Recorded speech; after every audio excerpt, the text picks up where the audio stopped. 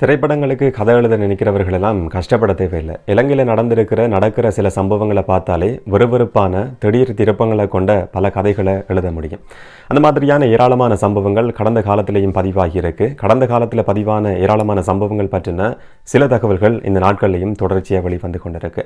சில அரசியல்வாதிகள் என்ன பாடெல்லாம் பட்டு தெரிஞ்சிருக்கிறாங்கன்னு சொல்லி உண்மைகள் இப்போ வெளிச்சத்துக்கு வந்திருக்கு.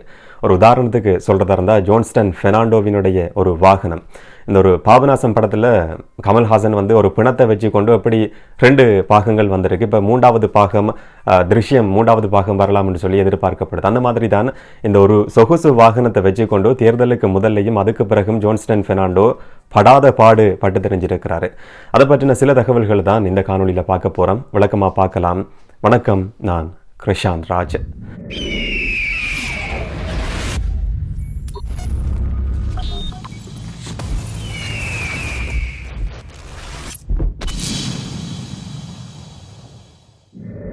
சிஐடியினுடைய கொள்ளை சம்பவங்கள் சம்பந்தமான விசாரணை பிரிவு கொழும்பு கோட்டை நீதிமன்றத்தில் சில வழக்கு ஆவணங்களை நேற்று சமர்ப்பிச்சிருந்தது.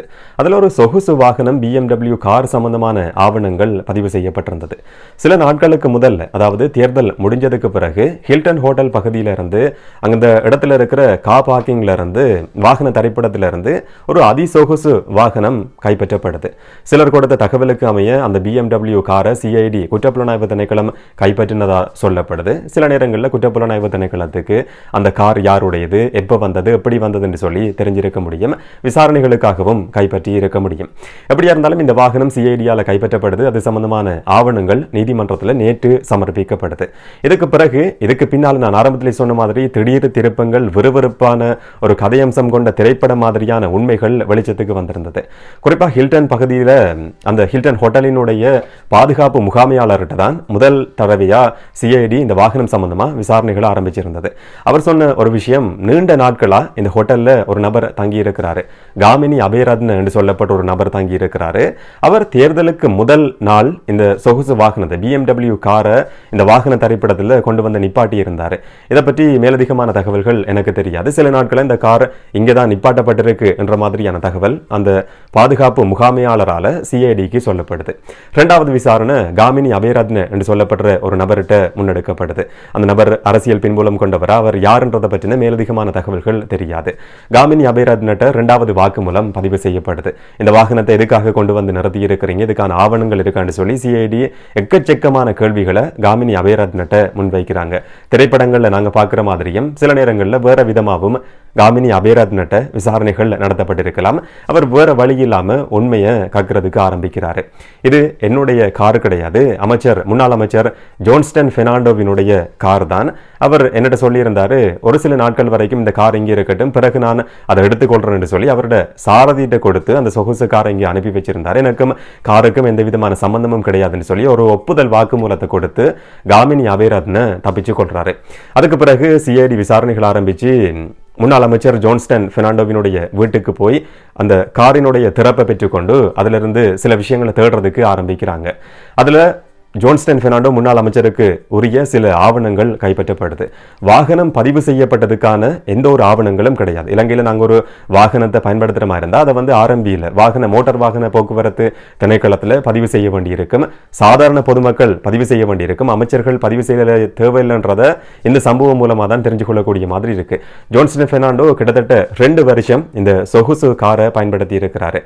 எந்த விதமான ஆவணங்களும் இல்லாம பதிவு செய்யப்படாம தான் இந்த சொகுசு கார் பயன்படுத்தப்பட்டிருக்கு. அது மட்டும் கிடையாது, இந்த காருக்கு பின்னால இன்னும் சில மர்மங்களும் இருக்கு.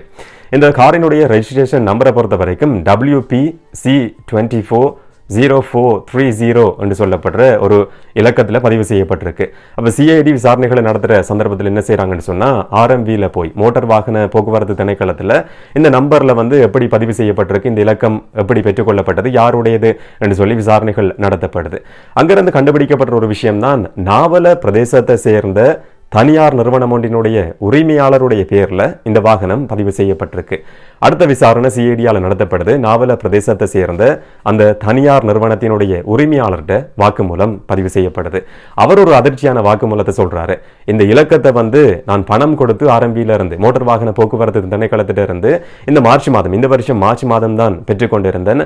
இந்த இலக்கத்தகடு என்னுடைய அலுவலகத்தில் நாவல பிரதேசத்தில் அவருக்கு ஒரு மிகப்பெரிய அலுவலகம் இருக்கிறதா சொல்லப்படுது. அங்கு வச்சிருந்த சந்தர்ப்பத்தில் சிலரால் திருடப்பட்டிருக்கு. அப்படி திருடப்பட்ட இலக்கத்தகட வேற யாராவது பயன்படுத்தி இருக்க முடியும் என்று சொல்லி அவர் வேறொரு கதையை சொல்றாரு. எப்படியா இருந்தாலும் இந்த வாகனம் ஜோன்ஸ்டன் பெர்னாண்டோவுக்கு சொந்தமானது என்றது தெரிய வருது. அந்த செசி நம்பர் ஒரு வாகனத்தை பொறுத்த வரைக்கும் எங்களுடைய மொபைலுக்கு எப்படி தனித்தனி இலக்கங்கள் இருக்கோ அது மாதிரி ஒரு வாகனத்தை பொறுத்த வரைக்கும் செசி நம்பர்ன்றது இருக்கும். இந்த செசி நம்பர் சம்பந்தமா சுங்க திணைக்களத்தில் பதிவு செய்யப்பட்டிருக்கான்னு சொல்லி சிஐடி அடுத்த விசாரணையை ஆரம்பிக்குது. என்ன சொன்னா, ஒரு வாகனம் வெளிநாட்டிலிருந்து இறக்குமதி செய்யப்படும் போது அந்த வாகனத்தினுடைய செசி நம்பர் அந்த ஆவணங்கள்ல குறிப்பிடப்பட்டிருக்கும்.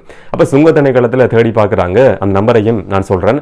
WBA 5E5010 G11594 என்று சொல்லப்படுற செசி நம்பரை கொண்ட ஒரு சொகுசு வாகனம் எந்த காலப்பகுதியில் இறக்குமதி செய்யப்பட்டது, யாருடைய பேரில் இறக்குமதி செய்யப்பட்டதுன்னு சொல்லி சிஐடி சுங்க திணைக்களத்திட்ட ஒரு கோரிக்கையை முன்வைக்கிறாங்க.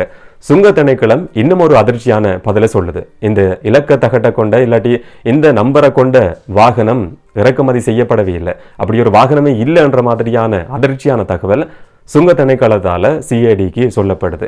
அதுக்கு பிறகு கண்டுபிடிக்கப்பட்ட விஷயம்தான் பாகம் பாகமா அது கொண்டு வரப்பட்டிருக்கு, இலங்கையில கொண்டு வரப்பட்டு அது பொருத்தப்பட்டிருக்கு. அசம்பிள் பண்ணப்பட்ட ஒரு வாகனத்தை முன்னாள் அமைச்சர் ஜோன்ஸ்டன் பெர்னாண்டோ பயன்படுத்தி இருக்கிறாரு. கிட்டத்தட்ட 2 வருஷம் அதை பயன்படுத்தி இருக்கிறாரு. ஜெர்மன்ல தயாரிக்கப்பட்ட வாகனம், பாகங்கள் ஜெர்மன்ல இருந்து இறக்குமதி செய்யப்பட்டிருக்கு. இங்கிலாந்துக்கு திரும்பவும் ஏற்றுமதி செய்யப்படும் என்ற போர்வையில அது இறக்குமதி செய்யப்பட்டிருக்கு. அதை ஜோன்ஸ்டன் பெர்னாண்டோ எந்த விதமான பதிவும் இல்லாம பயன்படுத்தி இருக்கிறாரு, வரியும் செலுத்தி இருக்க மாட்டாரு. ஜோன்ஸ்டன் பெர்னாண்டோ எப்படிப்பட்ட நபர் என்றது எல்லாருக்குமே தெரிஞ்சிருக்கு. அவர் மேல சுமத்தப்பட்டிருக்கிற 2 மிக முக்கியமான குற்றச்சாட்டுகள் இருக்கு. முதலாவது, திருடின ஒரு இலக்கத்தகட்ட இதுக்கு பயன்படுத்தி இருக்கிறார்ன்றது. அது திருடப்பட்டதா இல்லாட்டி நாவல பிரதேசத்தை சேர்ந்த வர்த்தகருக்கும் முன்னாள் அமைச்சர் ஜோன்ஸ்டன் பெர்னாண்டோவுக்கும் வேற ஏதாவது தொடர்பு இருக்கான்றது இதுவரைக்கும் தெரியாது. எப்படியா இருந்தாலும் அவர் மேல சுமத்தப்பட்டிருக்கிற குற்றச்சாட்டு தான் திருடப்பட்ட ஒரு இலக்கத்தகட்ட தன்னுடைய வாகனத்துக்கு அவர் பயன்படுத்தி இருக்கிறார்ன்றது. அடுத்தது, வரி மோசடி செய்திருக்கிறாரு. இந்த வாகனம் இறக்குமதி செய்யப்பட்டிருக்குமா இருந்தா அதுக்கான வரி செலுத்தப்பட்டிருக்கணும். ஆனா பாகம் பாகமா இறக்குமதி செய்யப்பட்டு வேற காரணத்தை சொல்லி வேறொரு போர்வையில் இறக்குமதி செய்யப்பட்ட வாகனம் வரி மோசடி நடந்திருக்குன்ற குற்றச்சாட்டும் சுமத்தப்பட்டிருக்கு. இந்த மாதிரியான குற்றச்சாட்டுகளை ஜோன்ஸ்டன் பெர்னாண்டோ இப்ப எதிர்நோக்கி இருக்கிறாரு. ஜோன்ஸ்டன் பெர்னாண்டோ சம்பந்தமா சில ஆவணங்கள் நீதிமன்றத்தில் சமர்ப்பிக்கப்பட்டதுக்கு பிறகு அவர் வெளிநாடு போறதுக்கு நீதிமன்றத்தால தடை விதிக்கப்பட்டிருக்கு. அவருடைய கடவுச்சீட்டை நீதிமன்றத்தில் ஒப்படைக்க வேண்டியிருக்கு. ஜோன்ஸ்டன் பெர்னாண்டோ பட்ட தெரிஞ்ச பாடு எப்படியானது என்று சொல்லி எல்லாருக்குமே தெரியும். இதுக்கு முதல்ல ஒரு காணொலியிலையும் கூட நான் ஞாபகப்படுத்தி இருந்தேன். கோல்ஃபேஸ்ல அந்த போராட்டம், அரசாங்கத்துக்கு எதிராக அறகலை என்று சொல்லப்படுற போராட்டம் நடத்தப்பட்ட காலத்தில் ஒரு குண்டர் குழு வன்முறையை தூண்டின செயற்பாட்டில் பின்புலமார்ந்து செயற்பட்ட ஒரு மிக முக்கியமான அரசியல்வாதி தான் ஜோன்ஸ்டன் பெர்னாண்டோ. இது மட்டும் கிடையாது, அவர் ஒரு ரவுடி மாதிரி செயற்படக்கூடிய நபர். அவர் ஆட்சியில் இருந்த காலத்திலேயும் மக்களுக்கு சுமையா இருந்திருக்கிறாரு. வாகன இறக்குமதி செய்யறதுக்கு வாகன பெர்மிட் அரசியல்வாதிகளுக்கு, பாராளுமன்ற உறுப்பினர்களுக்கு கொடுக்கப்படுது. அந்த சலுகை, அந்த சொகுசையும் அவர் அனுபவிச்சிருக்கிறாரு. இதை தவிர இந்த மாதிரி மோசடியான விதத்துல ஒரு சொகுசு வாகனம் BMW கார் இறக்குமதி செய்யப்பட்டிருக்கு. இந்த ஜோன்ஸ்டன் பெர்னாண்டோ மாதிரியான தரப்புகள் இல்லாட்டி இந்த ராஜபக்ச தரப்புகளை சுற்றி இருக்கிற நபர்களை பொறுத்த வரைக்கும் அவர்களுடைய அந்த பின்பக்கம்ன்றது சாதாரண கார்ல எல்லாம் இருக்காது. இந்த மாதிரி BMW இல்லாட்டி பதிவு செய்யப்படாத வாகனம், அதிசொகுசு வாகனங்கள்ல தான் அவங்க இருப்பாங்க. அதை உறுதிப்படுத்துற இன்னும் ஒரு சம்பவமா தான் இது பதிவாகி இருக்கு. இது சம்பந்தமா தீவிரமான விசாரணைகள் இப்ப நடத்தப்பட்டு வருது. குற்றவாளிக்கு தண்டனை கிடைக்கும் என்று சொல்லி நம்ம எதிர்பார்ப்போம்.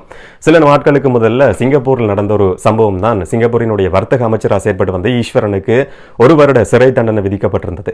வெளிநாட்டு நிறுவனங்கள்டிருந்து பரிசு பொருட்களை பெற்றுக்கொண்டார் என்ற குற்றச்சாட்டு சுமத்தப்பட்டது நிரூபிக்கப்பட்டதால் அவருக்கு 1 வருட சிறை தண்டனை விதிக்கப்பட்டிருந்தது. இப்போ ஜோன்ஸ்டன் பெர்னாண்டோ பெற்றுக்கொண்டிருக்கிறது பரிசு பொருள் கிடையாது, மிகப்பெரிய ஒரு மோசடியை அவர் செய்து கொண்டிருக்கிறாரு.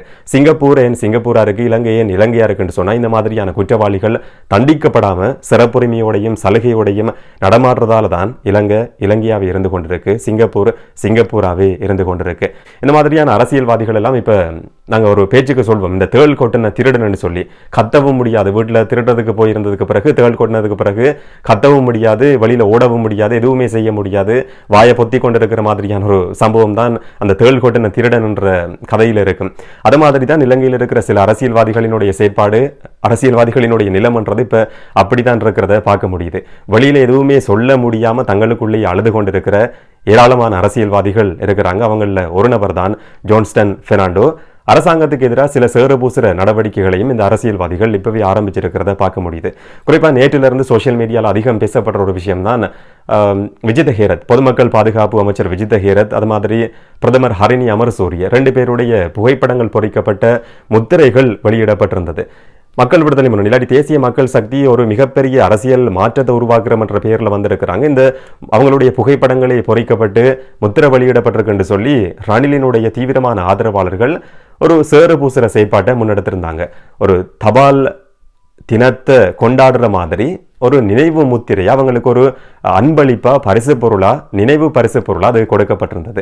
இது சாதாரணமான நடைமுறைன்ற விஷயம் தபால் திணைக்களத்தால் நேற்று உறுதி செய்யப்பட்டிருந்தது. ஒரு ஊடக சந்திப்பிலையும் அது தெளிவுபடுத்தப்பட்டிருந்தது. இப்போ எதிர்கட்சியில் இருக்கிற அரசியல்வாதிகளுக்கு கதைக்கிறதுக்கு எதுவுமே கிடையாது. அப்போ இந்த மாதிரி சின்ன சின்ன விஷயங்களை கூட தேட வேண்டியிருக்கு. குறிப்பாக ஜனாதிபதியினுடைய ஊடக பிரிவு நேற்று அறிவிச்சிருக்கிற ஒரு விஷயம்தான், ஜனாதிபதியினுடைய புகைப்படத்தை பயன்படுத்துறதா இருந்தால் இனி அரசு அலுவலகங்களில் யார் பயன்படுத்துறதா இருந்தாலும் கூட ஜனாதிபதி செயலாளர்கிட்ட அதுக்கான உத்தியோகபூர்வமான அனுமதி பெறப்படணும் என்ற உத்தரவு பிறப்பிக்கப்பட்டிருக்கு.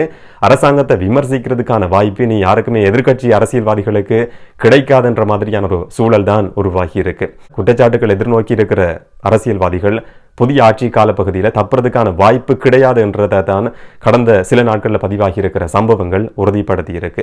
விசாரணைகளில் இன்னும் பல அதிர்ச்சிகள் வெளிவரதுக்கான வாய்ப்பு இருக்கு. பொறுத்திருந்து பார்க்கலாம். இதை பற்றி நீங்க என்ன நினைக்கிறீங்கன்றதை கமெண்ட்ல பதிவு செய்யுங்க. இன்னும் ஒரு காணொலியில் இன்னும் ஒரு தகவலோட சந்திக்கலாம். வணக்கம்.